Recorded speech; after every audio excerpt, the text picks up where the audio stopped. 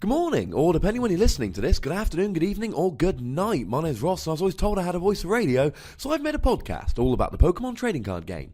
And you're listening to PTCG Radio. Now, before we get started this week, a huge thank you to Russell Moore, my Pokémon playing friend, who suggested at a regionals this weekend that the reason that my microphone might not have been sounding brilliant the last couple of weeks was due to user error. And I thought, well, that's a little bit rude, telling me I don't know how to use a microphone. I've been podcasting for 3 years. I know how to use a microphone.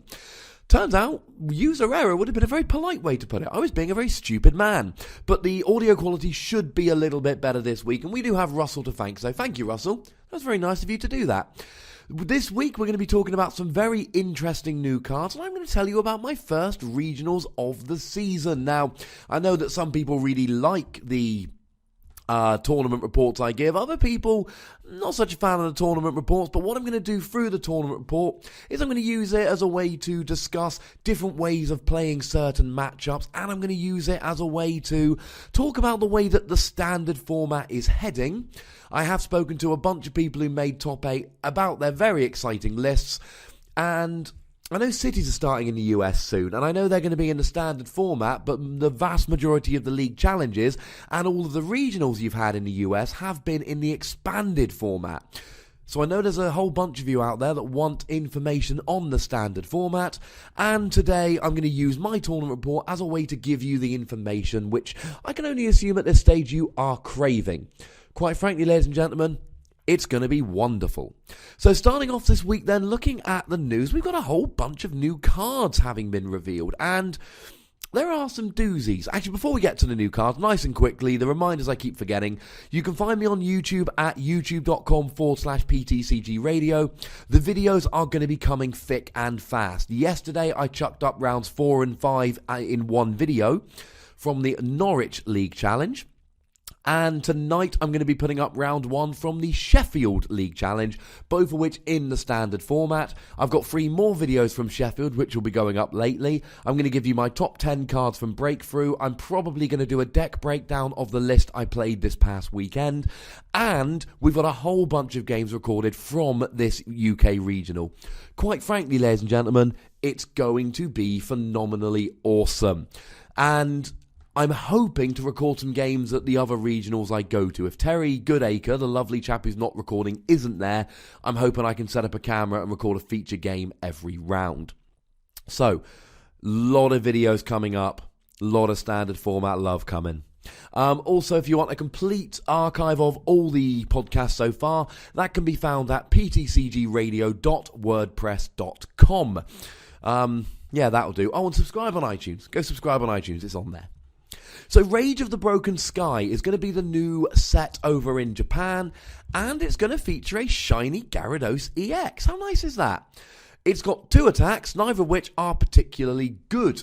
The first one's kind of interesting, Wet Weather. Flip a coin until you get tails. For each head, search your water Gyarados, not dragon. Search your deck for a water energy card and attach it to this Pokemon. And shuffle your deck. Good way to get energy on, but then stuff like Yveltal and Lugia can have a field day. Mewtwo and Expanded as well. And for 2 Water, 2 Colourless, Splash Bang, 130 damage, 10 to each of your bench Pokemon. It's fairly standard, it's not particularly good, it's not going to make anyone want to run out and play this deck. How does Mega Gyarados do? Pretty gosh darn good. When one of your 240 HP, pretty nice. 4 colourless energy, 120 damage. And then you have a choice. You can do 20 more damage for each water energy attached to Mega Gyarados, and if you do, you discard the top 2 cards of your deck. Couple awesome things about this. Although it's weak to lightning, if you don't have a tool on it, obviously he will have a Spirit Link, then he can't even be one-hit KO'd by Mega Manectric. Mega Manectric does 110, doubles to 220, won't KO. If you've got a tool on, though, regular Manectric does 120, which doubles to 220. So he's got a little bit of protection from the lightning weakness. But, you know, you get 4 water energy on there, that's 200 damage. That's like a super-powered Keldeo. That's pretty gosh darn good. In Standard, you're going to really struggle to get enough energy on there quickly enough. You can use Mega Kyogre, but it's not going to be particularly efficient. Far better is in Expanded with Blastoise. It's got a chance. I don't necessarily think it's going to be amazing, but there is a chance, shall we say. There's a chance it's going to be good in Expanded. It's still a Mega at the end of the day. It's got an unfortunate lightning weakness, and the only really way to get around it is not use a Spirit Link, and we like Spirit Links, but there is a chance. There's some Mega Mewtwo pack being released in Japan that isn't very exciting. Let's look at some more new cards. We're getting a Greninja break and a Manaphy EX. We don't know what they're going to be. The pictures we've seen are too small. We know that Manaphy has an ability and an attack for 2 water energy. We can assume low HP, but we don't know for a fact. And we know that Greninja break goes up to 170 HP, is water type, and has an ability, not an attack. We don't know anything beyond this. And actually, while we're talking about break Pokemon, I don't know if anybody noticed. I don't know, some people did, because the person who told me does occasionally listen. Hey, Nick. But the X and Y, the official rulebook for the Pokemon trading card game has been updated online, and it refers to break Pokemon as following the usual rules of evolution. Now, whether we're going to get some kind of mechanic to help break Pokemon, like Spirit Links came out to help Mega, I don't know. But as it stands at the moment, the break Pokemon are woefully underpowered, and it doesn't really seem like it's going to change anytime soon. I love Zoroark break, but it's basically a stage 2 for whom you can't use rare candy. Love regular Zoroark, love Zoroark break, and I've gone and bought 4 of each from, as singles this past week. But honestly, I just don't think it's going to be a particularly good. I think it's awesome, but it's too slow. I think with some help, both that and Golduck break, which is yet to be released in the UK, I think they have a chance to be really good with a little bit of help and support. Simple as that. And as I'm speaking to you now, I've just received a Facebook message from Terry Goodacre with the regionals footage attached.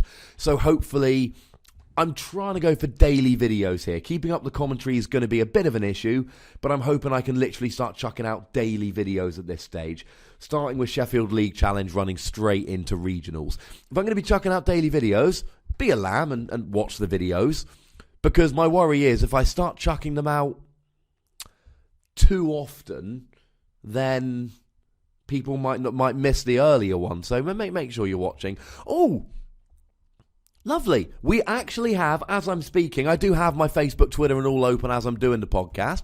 I've just told you we didn't know about Greninja Break. I've just actually seen a translation, which I'll go through in a minute, because there's other cards I want to talk about first. And you guys don't know this because it literally just carries straight on. I've actually been away from the computer for the best part of an hour due to phone conversations and tea and things of that nature. And man, am I excited for Greninja. But let's just keep the suspense going just for a teensy bit longer. Let's have a little something else first. So what do we got here? Like I said, there's a Manaphy EX that we don't know what it does. Greninja, we now do.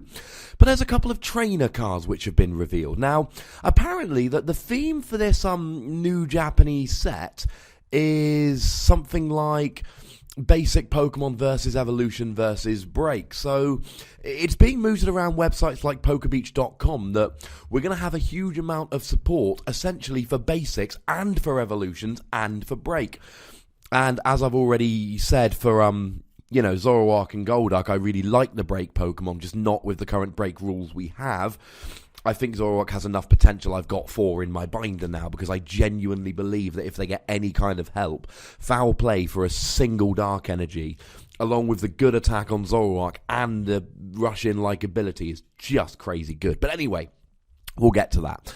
Max Elixir. I like this card. I really like this card. Look at the top 6 cards of your deck.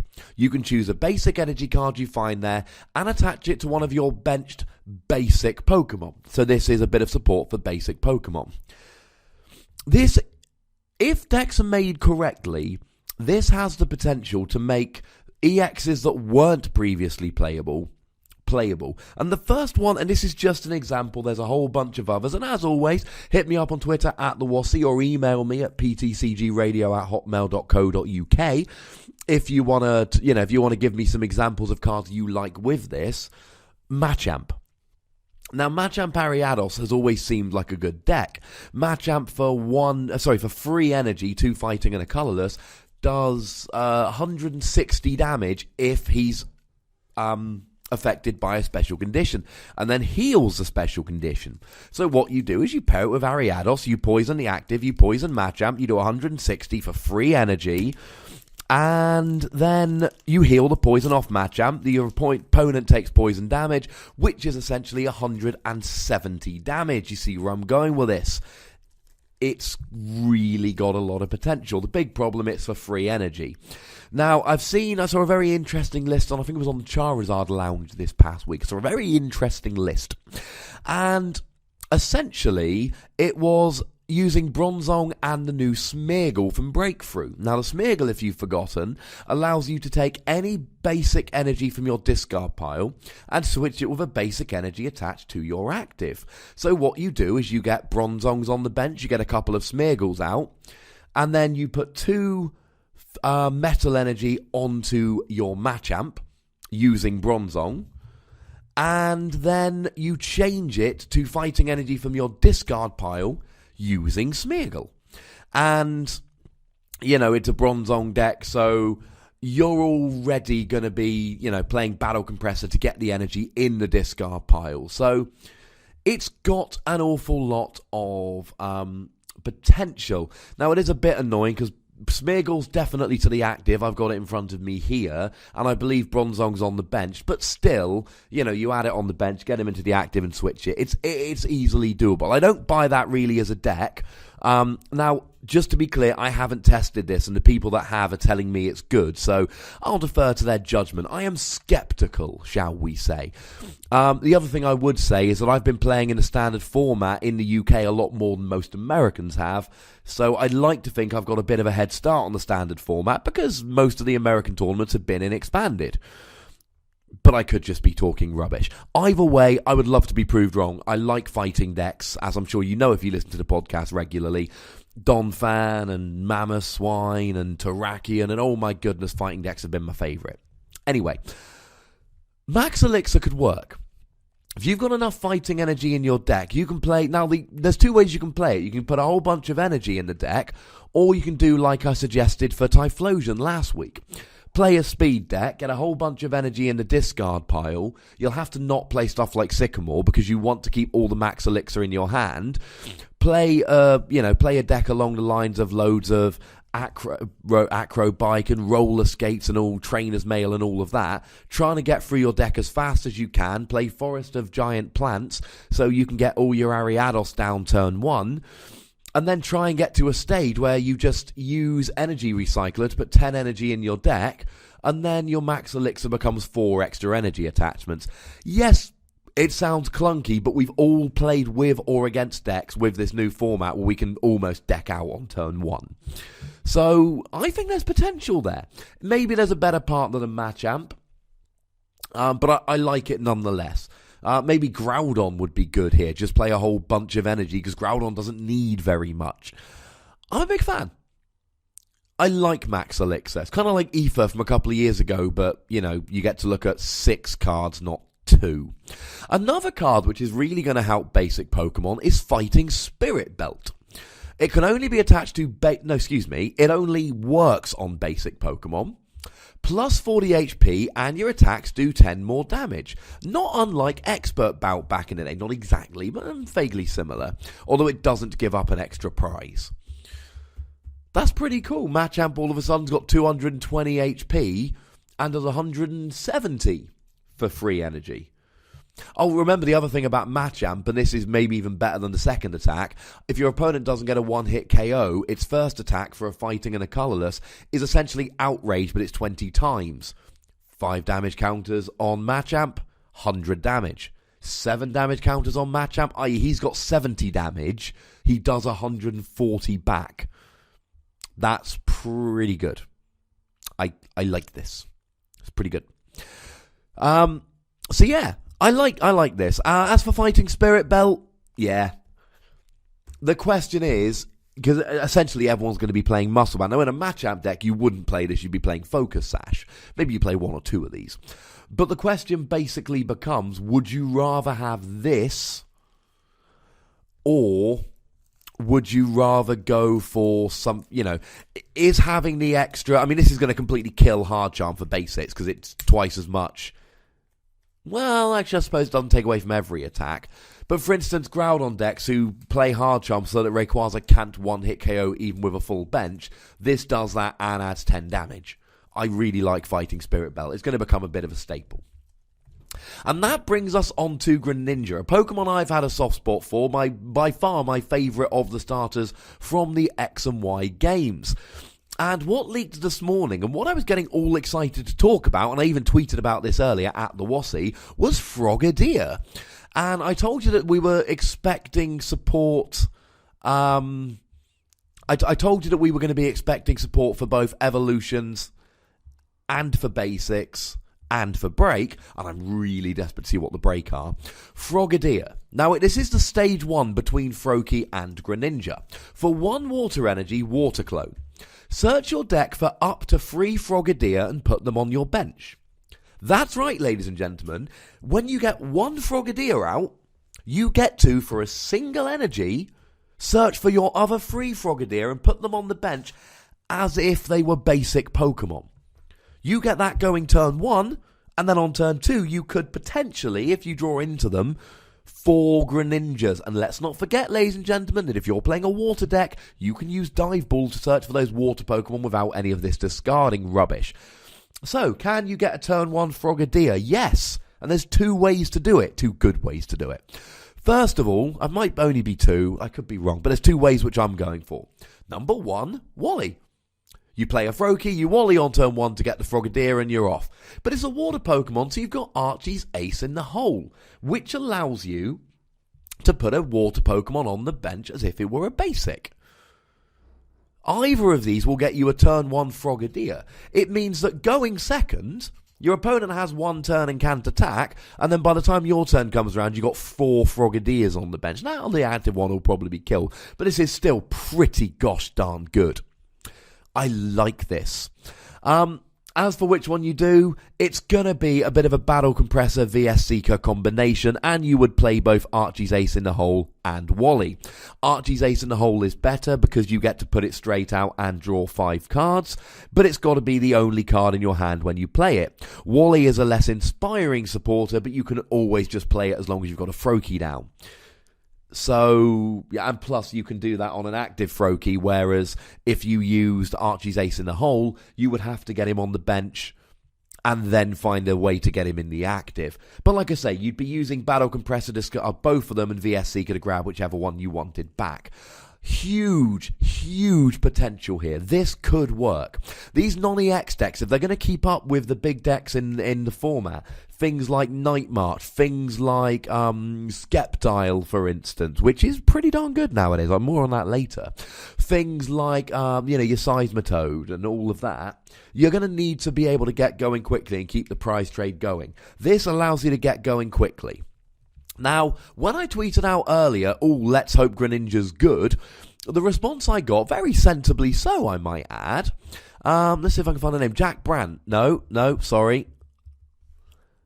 No, not Devin Robinson, although he did get in touch. There we go. Ice for PVM. At Ice for PVM. Chris. He said, if the new Greninja is bad, we still have the much more powerful version. Okay. The X and Y one. Now, the X and Y does 50 damage for 1 energy, doesn't hit weakness, goes through resistance, but doesn't hit weakness. It's alright, but remember, it's got the ability that you get to discard a water energy from your hand and drop 3 damage counters. Well, now we're rolling, ladies and gentlemen. That's 80 damage for 1 Greninja, and because it's discarding from your hand to do the extra damage, you can discard from your hand 1 energy while you put another one onto Greninja. And remember how, I think it was 2 weeks ago, I was talking to I wasn't talking to, excuse me. I was talking about Fisherman, and I was saying that Fisherman is good for any deck which needs to have energy in your hand, generally that can attach more than one per turn. Greninja is going to like Fisherman. Get 4 energy back from the discard pile, and then you can use Water Shoryuken and add 1 and all of that. Let's not forget this is placing damage counters, so it goes around things like Mr. Mime, which would block bench damage. So, 1 Greninja can do 80 damage. If you could get 4 Greninja turn 2, chances are slim. You'll probably get your active Frogadier knocked out from the active. But if you can get a Greninja going on turn 2, 4 Greninja, 4 energy, that's 120 damage spread around, plus Miss Slash. It's not quite good enough. It's just not. It's a deck that people have played. It's not good enough. It's never been good enough. In its current form, it isn't good enough. Let me just make this nice and clear. The XY is not good enough. The new one, however, oh my goodness, it really, really is. Ooh, I like it. It seems to be, by the way, that Manaphy's ability, if it's got water energy attached, it's got no retreat cost. I could be wrong about that. Text is, the person on the Six Prizes forums, Skylar, is saying, the text is still blurry, but the effect of Manaphy X ability seems to be each of your Pokemon that has any water energy attached has no retreat cost. So that would be helpful.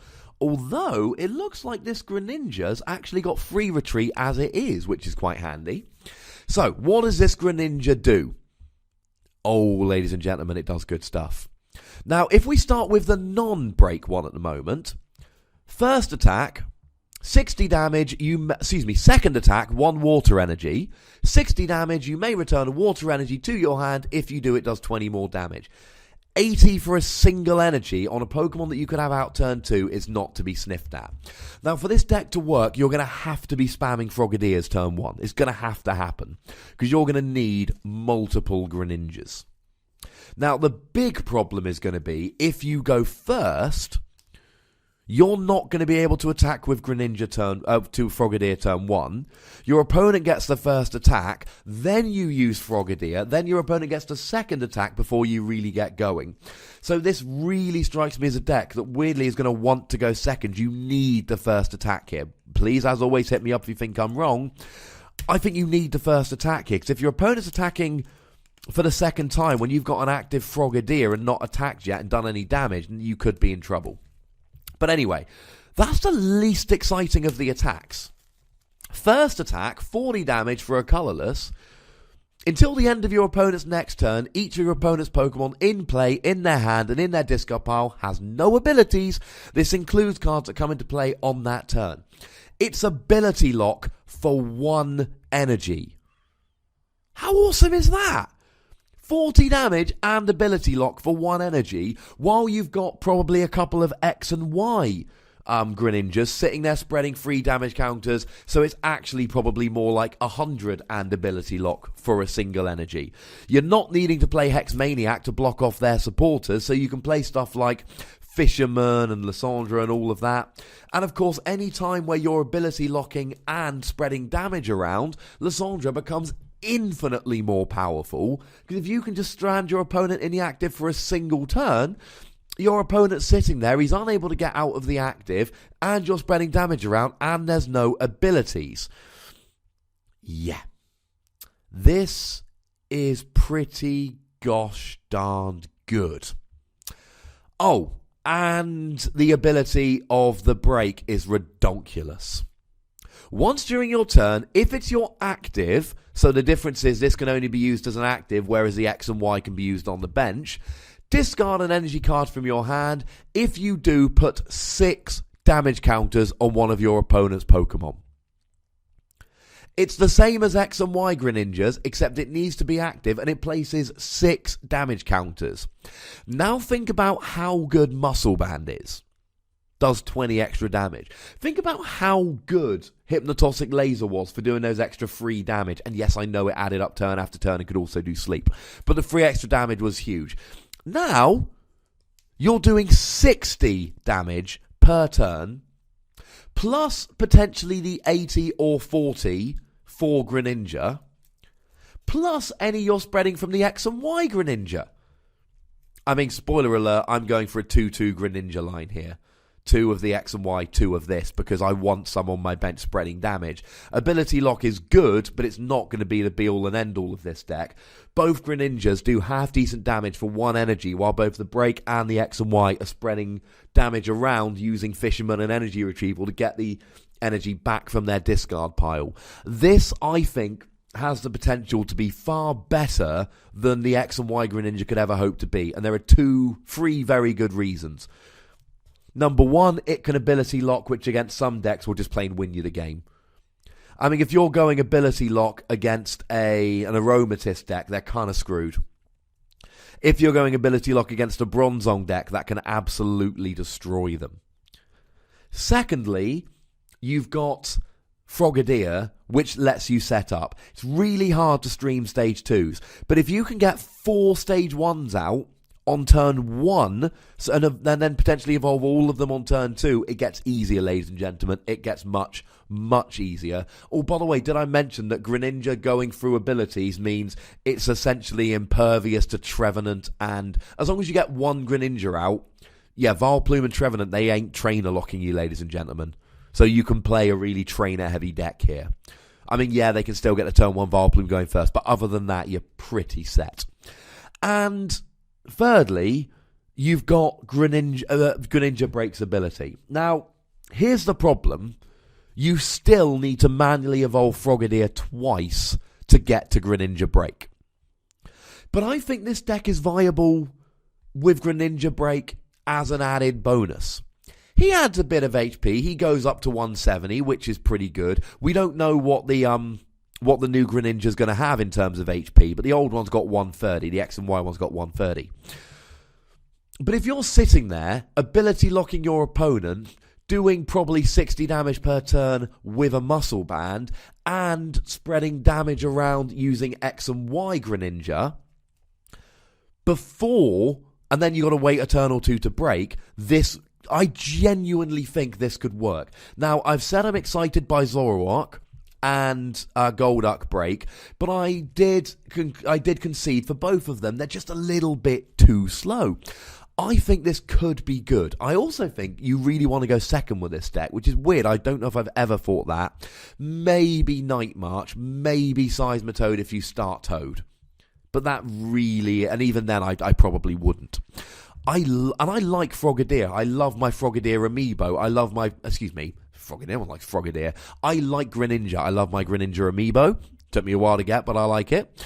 And I like I like the fact that on X and Y I've got my Greninja. Maybe I've spent too long talking about Greninja. Maybe I've said the word Greninja so much over the last few minutes, it's starting to sound like it's not a real word anymore. My point is this, ladies and gentlemen.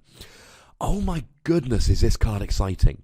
I was excited by Zoroark Break, but I know it needs extra support. I think Greninja could work without it, because if you've got a couple of turns where all you're doing is ability locking them while doing 60 damage and spreading 3 damage counters around from your benched Greninjas, that could work. Not to mention, when you finally get the break out, I mean, this thing's going to pick on Shaman, and everyone's playing Shaman at the moment. Zoroark breaking the active, discard an energy 60 to Shaman, he's down to 50 HP. 2 X and Y Greninjas on the bench, both do this, Shaman dies, 2 prizes in the middle of your turn. It's going to be a deck where people aren't going to want to bench Shaman. Okay, mid-game they're not going to be able to, so you're going to be ability locking them, but early game they're not going to want to bench the Shaman. You know, you're against one of these Aromatisse or Bronzong decks. They've got Aromatisse down. Oh, yeah, I'm going to use Greninja Break and 1XY Greninja. Your 90 HP is dead. Evolution decks will not be able to put down any Pokemon which are going to evolve. Against Evolution decks, oh, you've put down a 60 HP base, it's dead. Yeah, I killed it straight away in the middle of my turn. Oh, you put 2 down, I can kill 2 in one turn, because I've got 2 X and Y Greninjas and 1 Greninja Break. And I'm going to have energy because Fisherman's been reprinted. Oh, and so that means it's going to be vulnerable to EX decks that won't trade favourably. Now, it's going to take a couple turns to get going. It could still be a turn or two too slow. But if this deck works like it could, oh my, I'm excited. I really am excited. I'm going to stop talking about it now because I've talked about it enough. But oh man, I love Greninja Break. I'd rather it was a Mamoswine. I'd rather it was an Empoleon. Two watery type, well, at least in the game, in the card game, water type Pokemon I prefer. But I will take that Greninja every day.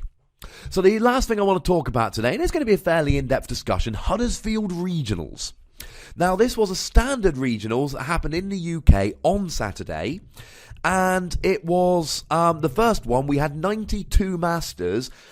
Now, that might not sound like a lot. And I was explaining it to a Finnish chap who was at the tournament, because he's studying in Warwick at the moment, which is why he's over. I played in round one, lovely chap, and I was explaining to him that the weird thing about the UK is, even our big regionals, you get like 100 Masters, and that's a big regional, and that's about where it gets capped. But here's the thing. The UK, under the current thing, we're sending like a dozen Masters to Worlds every year, and every one of them turns up to every regionals. And there's a whole bunch of other people that, there's a couple people, Freddie Khan and John O'Cowley, they spring to mind. People who have been to Worlds a couple of times but didn't last year. There's a whole bunch of kind of average to decent players in the UK, but there are, about 15 world standard players at every regionals. And I'm not counting myself there because I've only been once. So, I'm going to tell you about my deck first. I played Giratina Aromatisse. I thought it had not amazing, but fairly decent matchups. I figured it would completely destroy Rayquaza and Groudon. It would be good in the mirror because Giratina's weak to Aromatisse. So any non-Aromatisse Giratina deck, I would just be able to smash. And I figured it would be alright against stuff like Vespiquen and Night March if I got a decent start. I didn't like its chances against stuff like Manectric, but I thought it could be competitive, and it bore out. There was no match all weekend where I genuinely felt I couldn't win. Now, as I tend to do, I meant to go and look at a stock list for this online, a list someone else had published. I never got round to it, but I played 4 cards which people went, what are you playing that for? 3 of them I was right, 1 of them I was just plain wrong. It was a fancy idea, it didn't work. Firstly, I played 2 switches, and pretty much everyone I spoke to said, why are you playing Switch in an Aromatisse deck? You've got Fairy Garden. That gives all of your Pokemon free retreat. And the answer is Geomancy.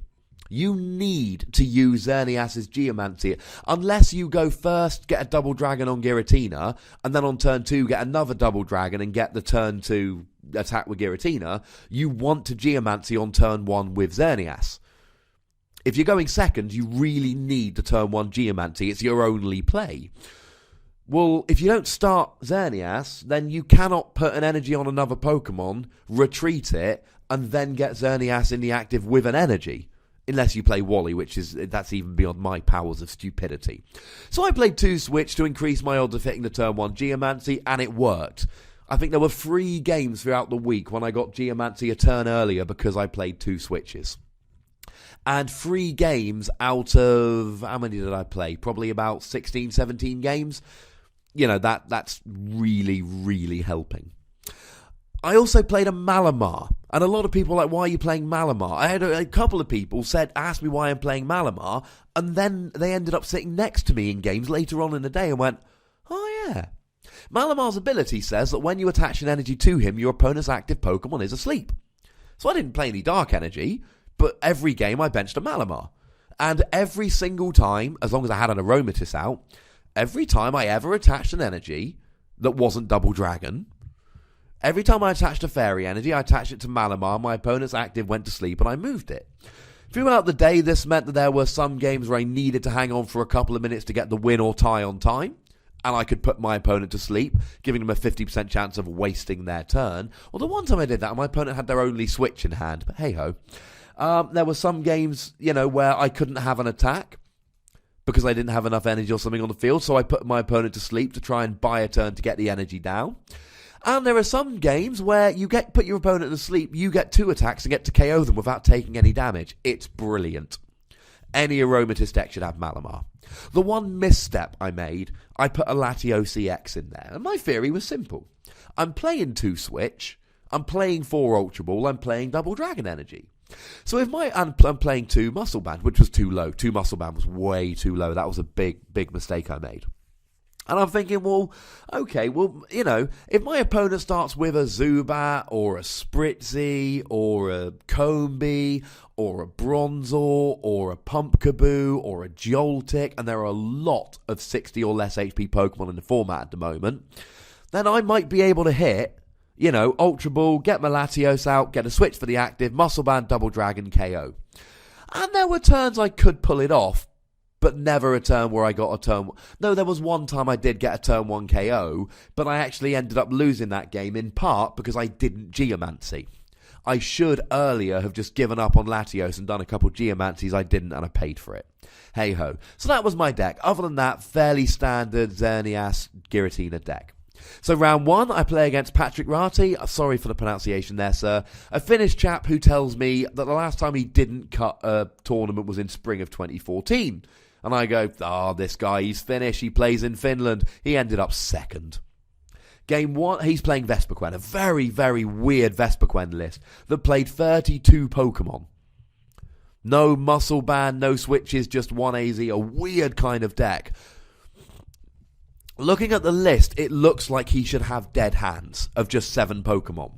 But all 3 games he got set up quite nicely against me, so he's doing something right. And I don't think he's stacking. Could be wrong, don't think he is. Maybe that's why he top cuts every tournament. Just so we're clear, that was a joke.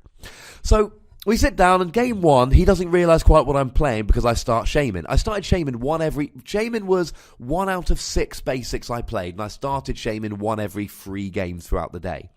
Annoying, but it happens. If you don't want to start Shaman occasionally, play Shaman. These things happen in a tournament. So game 1, he doesn't know what I'm playing, and he essentially ends up in a position where he doesn't have any Bronzongs down, and he's got 1 bench space. So I sit there with a whole bunch of VS Seekers in hand. He benches a Combee. I drag it up and kill it. I win the game. Game 2, he goes first, and on turn 1, he has to Sycamore 2 Vespiquen and his Sacred Ash, which means his only attacker, he's got Bats in there, but Bats ain't going to do very much. His only real attacker is Vespiquen, and he is limited to 2 of them for the rest of the game. And I'm sitting there licking my lips going, right, ladies and gentlemen, I've done it. Also, by the way, sorry, I should have mentioned, Patrick made top 32 at Worlds last year. He is not the chap you want to play round 1. So I'm thinking, if my start isn't absolutely horrific, I can't lose this game. If I get 2 Giratina out, there's no way he's ever going to win. On my first turn, I have to Sycamore all of my Aromatisse, which is annoying, but I figure, you know what? If I just get a Xerneas out, couple of Giratina on the bench, if I just Geomancy twice, then that guarantees me 2 Giratina, and unless he hits Godly in order to take down both of them with his 2 remaining Vespiquen, I'm still in a great position here. So I play an Ultra Ball, and all 3 Xerneas are prized. That's right, ladies and gentlemen. My opponent had a horrific start, but I had him beat in terms of bad starts. No Aromatisse, no Xerneas, all game. Nothing I could do. I lost. Which, you know, I can't really complain like that, because the only reason I was in a position to win easily was because my opponent had such a horrific discard turn 1. So if I did too, that kind of evens it up. And then game 3, I don't know, it was close. He won a turn before I did. These things happen. It's a kind of loss you don't mind taking because you're playing a really good player in a match. Now, regular Vespiquen I should destroy because Giratina turns off DCE. Bronzong lessens the need for DCE and brings it back to about even. I lost a 50-50 game to a really good player on a little bit of bad luck. I can take that. That's fine. Round 2, I'm drawn against Corey Kirkham's Manectric deck. Game 1, I'm sitting there and I play everything right. And then he plays an Ace Trainer to put me down to 3 cards. I had win in hand. All I need is a Lysandra or a VS Seeker. I've got the win. I end up with a deck of 8 cards, one of which is a Trainer's Mail, one of which is a VS Seeker. So I'm thinking, and the only way that Corey can win is by using Overrun for 4 turns in a row without me drawing into the Trainer's Mail or VS Seeker. And then he'll KO my bench Giratina from residual damage. Not only did he have 4 turns to do so and get the win, he could have had 2 more. They were the last 2 cards in my deck. These things happen. Game 2, I didn't draw as well, and he basically stomped me. These things happen. Now, the awesome thing about Saturday was, over in Huddersfield, that I had about 3 random people tell me they listened to the podcast, and a couple of other people who were like, oh, I've just, that I already knew. I was like, oh, I listened to your podcast the other day. And then people come up and say nice things about the podcast. And that made me feel good. Except when you're sitting there at 0-2 and people are going, hey, I like the podcast you do about Pokemon every week, I'm thinking, I should be doing better than this. I'm embarrassing myself. The good news is the comeback was on. Round 3, I play a new player with Raichu Bats, and it goes like you would expect. Round 4, I come across, I believe it was Rick Cherry, if I remember correctly. Now, he is not the kind of player you want to face at 1-2. He's playing Rayquaza. And the thing is, Rayquaza can't really beat Giratina. And the reason is very simple. Giratina's ability means it can't be KO'd by a Mega Pokemon. Now, the Rayquaza player can play a Hex Maniac to turn off that ability, but they can't then Lysandre it into the active. So while he's on the bench, Giratina is fine. As soon as you start attacking, if you put a Stadium down, worst case scenario, your opponent plays a Hex Maniac. They can attack you, but they can only have 5 bench Pokemon. Rayquaza does 30 times the number of benched. He only does 150. You don't die, and then you just carry on as you are. And your opponent basically can't win. Now, the games are a bit of a pain because I hit 1 Sycamore towards the end of the second game. I couldn't hit supporters. I had plenty of Ultra Balls and in the second game Pokemon Fan Club, but Rick, he used Hex Maniac for the first 5 turns both games, turned off me Shaymins. But I had, turn 1, I actually started Giratina and 2 Double Dragon Energy, so I could get attacking turn 2. And game 2, I had a Xerneas, I got a couple of Geomancies out. The games took a while because of the Hex Maniacs, but Rick, he was in an unwinnable game. As long as I start attacking with Giratina and get a Stadium down, because if Skyfield's down, then as soon as he plays Hex Maniac, he can KO me.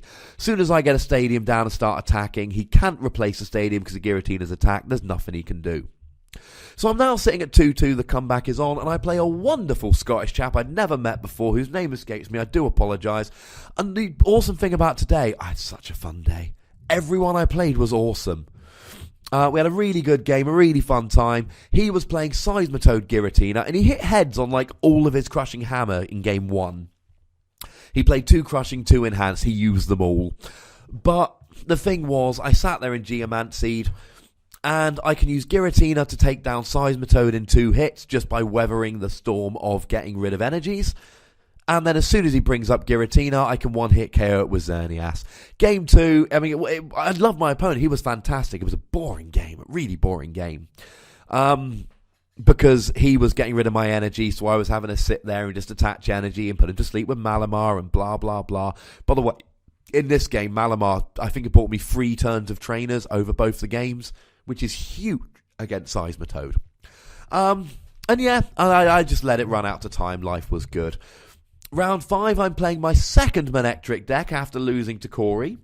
And this one I do a little bit better. I win game 1 fairly comfortably. Game 2 is not going so well. And I don't slow play. But I start playing every card that I can. I start putting my opponent's Pokemon to sleep with Malamar.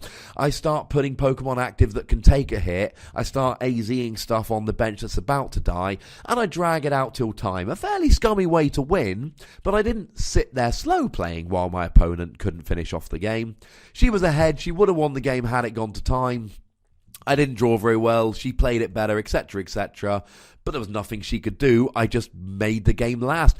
And I didn't feel so bad. I think it would have taken her another 2 or 3 turns after time to get the win. So it wasn't one of these, oh, she was just about to win. I made her work for it. Also, she was doing things like playing Sycamore when she didn't necessarily have to, which did elongate the game a little bit. And I want to pause here. Like I said, I want to try and draw some things out from this game and from this report. And one of the things is, be prepared to play your matchup differently. I really should have won game 1 against Corey, and had I done, I could have elongated game 2, and I could have won the whole thing. Similarly, although I did win the game against a second Manectric, I did so kind of by the skin of my teeth just a little bit. But I should have a terrible matchup against Manectric. Here's how everybody plays Giratina Xerneas when they're playing Manectric. They use Mega Manectric to try and get some attacks off. When Giratina goes up, they use Mega Manectric to power up Reggice so the Giratina can't attack it, and they try doing that. Well, Giratina happily 2-hit KOs Mega Manectric, and then as soon as Reggice comes up, Xerneas with a Muscle Band 1-hit KOs, and you get a fairly nice win. Here's how it should be played by the Manectric player. Regular Manectric and a 2-energy Lugia. If I'm not using Giratina, then 2-energy Manectric does 60 or 120 if I'm stupid enough to put a tool down. And the most I'm doing is 100 while discarding an energy with Xerneas, which means I'm 2-hit KOing and getting rid of 2 energy in the process. It's not a very efficient way to win the game. 2-energy Lugia does 120 damage to a Giratina. So, what am I playing that can counter that? Even if I play a Deden, and I didn't, even if I play a Deden, even if I put a Muscle Band on 120 damage. And let's not forget the regular Manectric, you can retreat or switch out, and you can then put a Rough Seas down to heal 30 damage per turn. What's that? You can't put Rough Seas down if I'm attacking with Giratina. If I'm attacking with Giratina, you can do 120 for 2 energy with Lugia. And if you get the first hit with Lugia, I'm boned. There's no way I'm winning that exchange. So, in both those games, I see my opponent going for Reggice, and I'm thinking, this is wonderful. They attack with Reggice, I kill it with Xerneas, they've wasted free energy, and I can go back to using my main Giratina strategy. And essentially, the way that I try to work out these matchups is, what do I not want my opponent to do? Because when I'm playing against a Manectric deck, they go Mega Manectric and I'm thinking, can't touch Giratina, I'm 2-hit KOing, life is good. They start building up a Reggice and I'm thinking, well, if I haven't attacked with Reggice and they've got a Muscle Band on, they're doing 90 to a Giratina. If I have, they're only doing 70.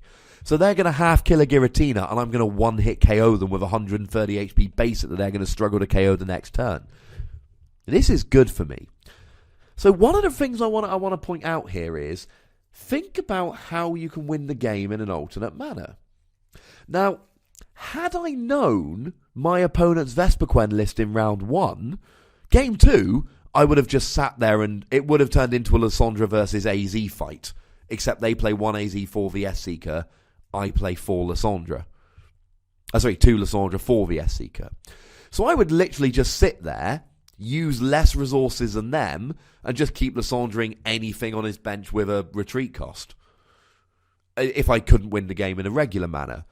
And sooner or later, he's got something stuck in the active and decks out. However, my opponent was, he played a Bunnelby. I tried this, but I didn't realise how good Lysandra was going to be. I didn't have enough supporters left, and he just used Bunnelby to put cards back in his deck. So I couldn't deck him out.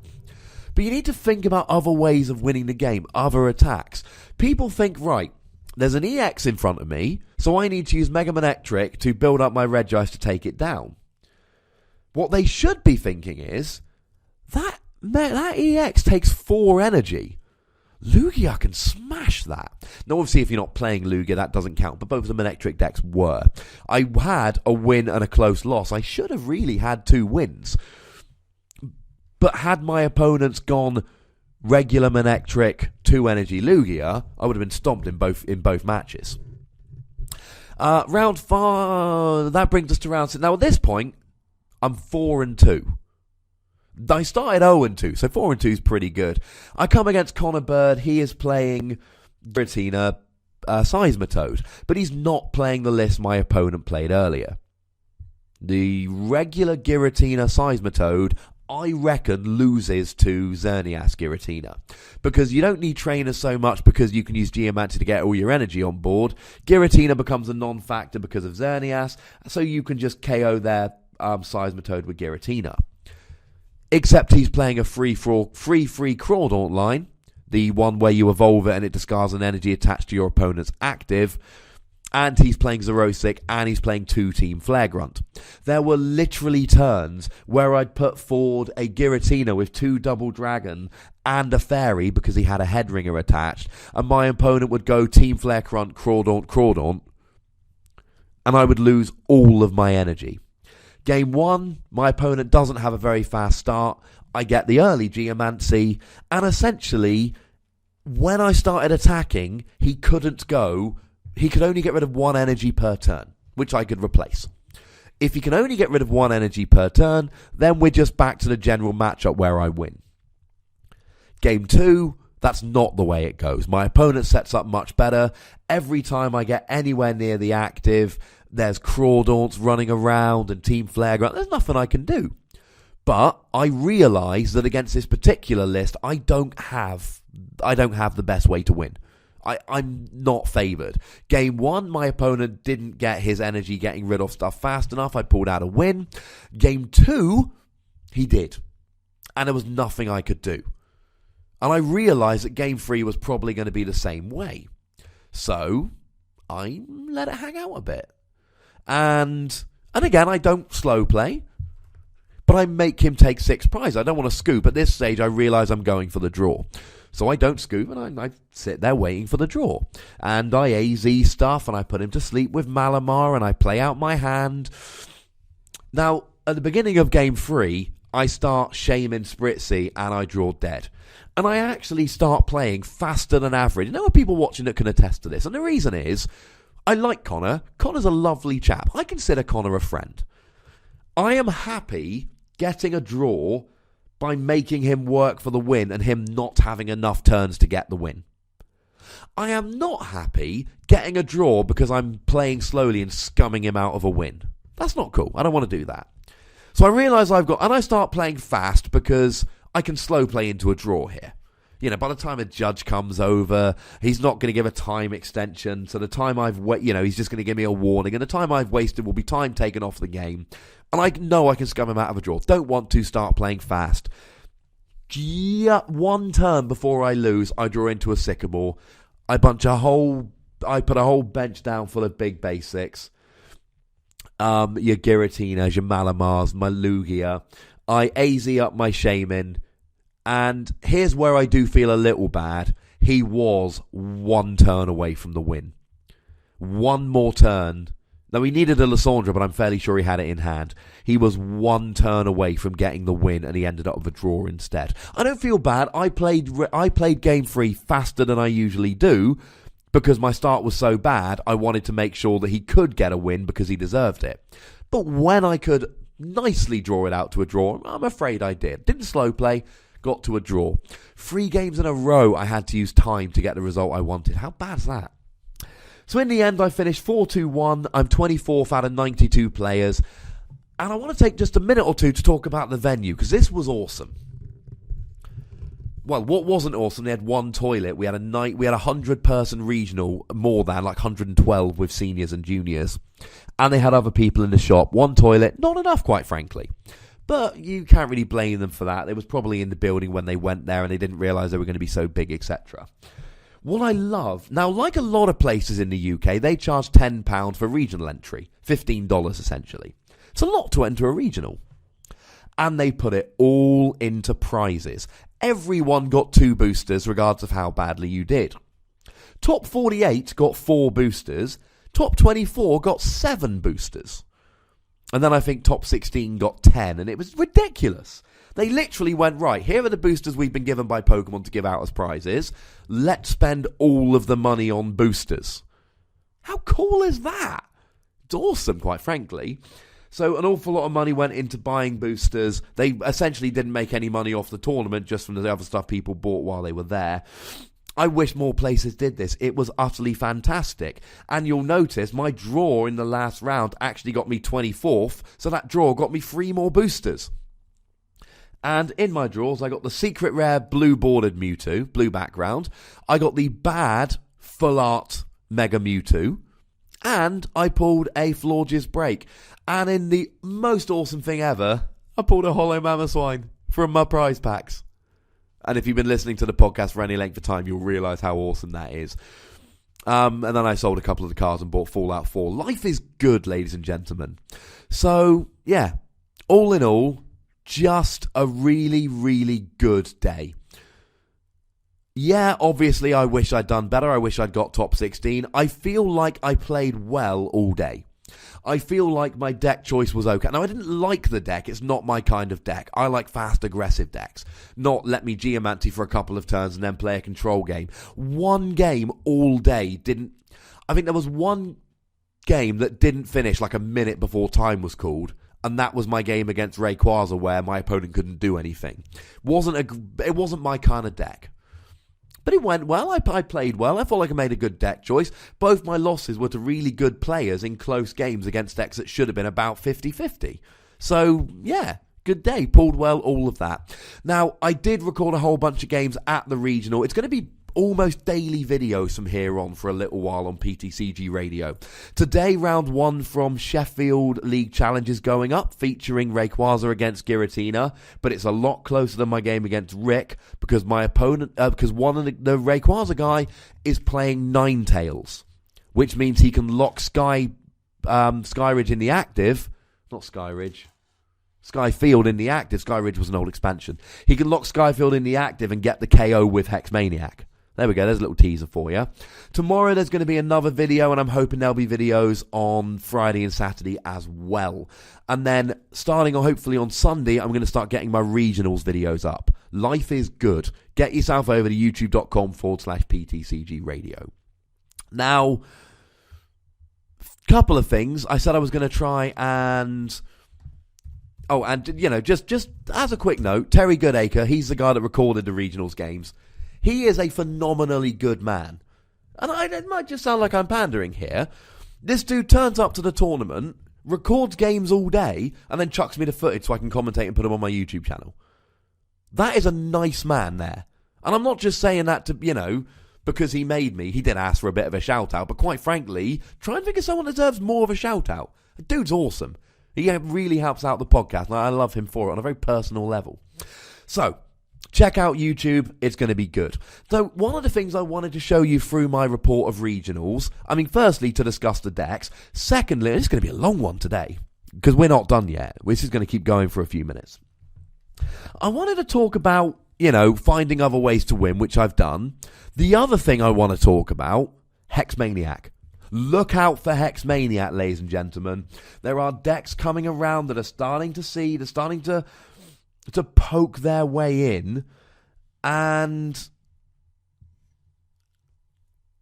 yeah, there's a lot of Hexmaniac going around that basically play a trainer draw, supporter draw engine without much shaming, but aim to play Hexmaniac every single turn, like Rick did against me. I know that wasn't what his deck was made to do, but he was able to do it.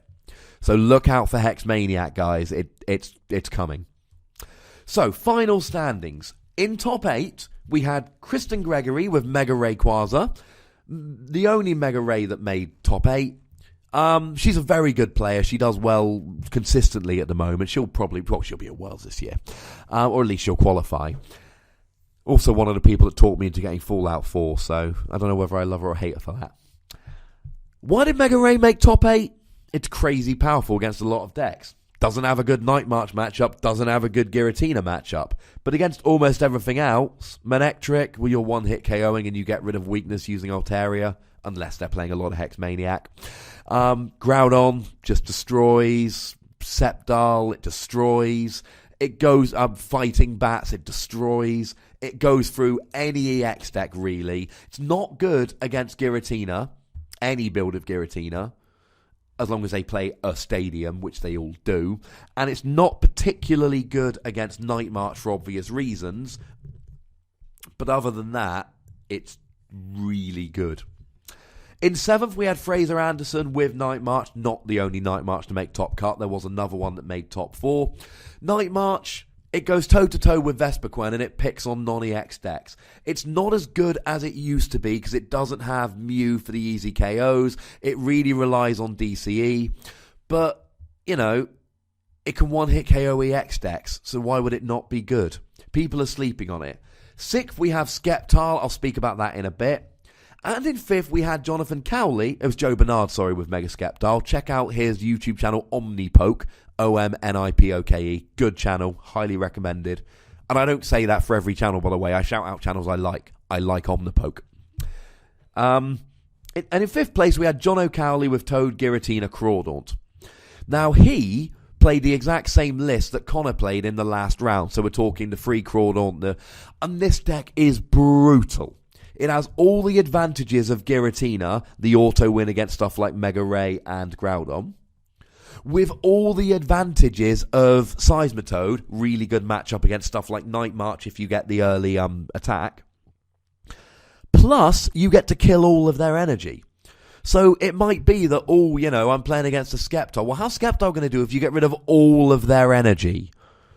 And literally, you can put, free of the basics on the bench, and you can legitimately get rid of, let's say a Groudon comes up, you can kill 3 energy in 1 turn.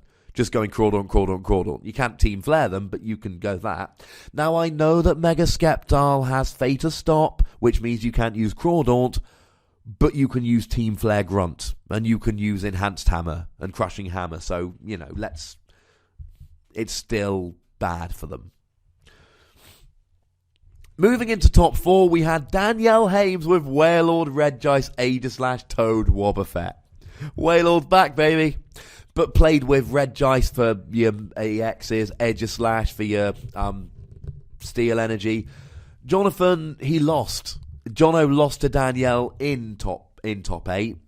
Because, it's hard to really take any prizes against it. Because they just heal every turn. Now, if you play, and he didn't play a Bunnelby, you need to play a Bunnelby, ladies and gentlemen. Everyone says Wailord isn't great, but remember, the one time it turned up US Nationals, where people weren't prepared, it did awesome. Then everyone was prepared and it did terribly. Well, it made a comeback. And in 3rd place, we had Luke Birch and his Night March deck. Now, I can't tell you much about Luke's Night March deck. He's good enough to send me a list. There's a chance I'll even play it in London myself. It's not my list to give out. And thank you also to Joe Bernard and to Patrick, who both sent me their lists as well. Joe told me about his, and Patrick sent me his list. And Jono actually sent me his list as well. Really appreciate it, because it means I can talk about them better on the podcast. Luke's deck, it's a Night March deck. It plays Hex Maniac every turn if it needs to. It's super fast. It's a list. The first time I looked at it, I went, what is this hot mess garbage stuff?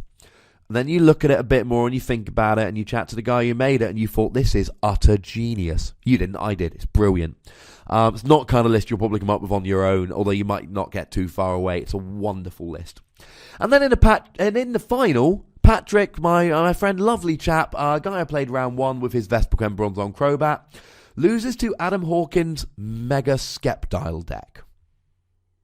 Now, the Vespiquen deck I've told you about that already.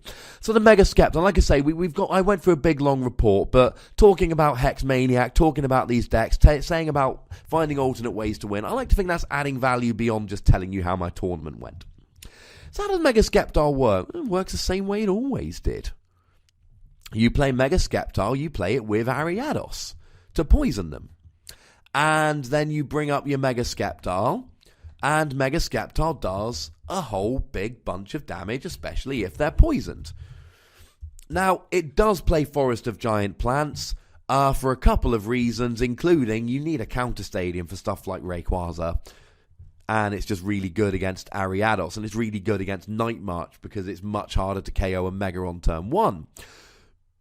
So what does Mega Skeptile do? It's got Jagged Saber. It does a whopping 100 damage for 2 energy. Oh yeah. And you get to attach 2 energy to the bench, and if you do, you heal them. And it's just played on a loop. You play Super Scoop Up and AZ, it's got 220 HP. It's hard to one-hit KO. There's no real fire in the format at the moment. So your opponent... Oh no, sorry, I think it was Joe Bernard who lost to Danielle in top 4. I do apologise. Skeptile shouldn't be losing to Wailord, but even that, it's hard to take the KOs. So I forgive him. So Mega Skeptile comes out, and you do 100 damage. They don't one-hit KO you, and you scoop it up. And then you put up another Mega Skeptile. And let's not forget, ladies and gentlemen, that Forest of Giant Plants means you can evolve it that turn, and a Spirit Link means you don't end your turn. And then you attack with the new Mega Sceptile while you heal the bench and attach energy. Your opponent hits the new active and you just loop it over and over again all game. And your opponent doesn't take prizes. There's one Virizion in there to counter Regice, because you need a Virizion. You need something to counter Regice, and Virizion does that quite nicely. It's a Virizion from Ancient Origins, if anyone's wondering which Virizion. It's the only one that's out at the moment. And if you have more prize cards left than your opponent, it does 120 damage for 2 energy and KOs the Regice. I.e., you let them take a prize, and then Virizion one-hit KOs Regice, and you're fine. It's also got Bailout for 1 energy that puts 2 Pokemon from discard pile into your hand. It's not particularly good. So you sit there and you're poisoning them with Ariados every turn, and you're doing 100 damage with Mega Sceptile. You're healing it on a loop as you go round, and that's basically the deck. You play Shaman and you play the Virizion to counter the Regice, but it's literally just you attack with Mega Sceptile and you cycle it round. Adam Hawkins, now the credit for the deck doesn't go to Joe. He made me very clear on that. He turned up with Mega Sceptile and then changed a whole bunch of, I think he changed half a dozen cards on the day, because the credit goes to Team Cake, which is Ben Patulski, the lovely, lovable Jake Wolvin, and Adam Hawkins being the person who won the regionals. They really came up with it. Now, Sceptile EX for 1 energy, 10 damage, flip a coin if heads they're asleep and poisoned, 2 energy, 60 damage, or 130 if they're affected by a special condition, which they will be because you've got Ariados on the bench. It's a very simple deck. You poison with Ariados, and you heal with Super Scoop Up and AZ, while you just chain Mega Sceptiles. When you attack with 1 Mega Sceptile, you fully power up and heal the benched one. You can use Forest of Giant Plants and Spirit Link to just literally put it down every turn. You can literally just pick it up and put it straight back down again. And it really is as simple as that. Now remember, you don't need, if you're using AZ and Super Scoop Up, you don't need to heal them, because essentially, let me be nice and clear about this, attaching the energy to Sceptile heals it. So you don't need to use Super Scoop Up and AZ, but you can, because you're attaching energy with Mega Sceptile. And Mega Sceptile's got a retreat cost of 2, so you can just retreat and then attach energy and heal. Or you can do the whole Super Scoop Up thing. Essentially, you never let them take a prize, either by healing the benched one with Jagged Saber or by Super Scoop Up and AZ. I hope I made that clear now. Very good deck, very ingenious.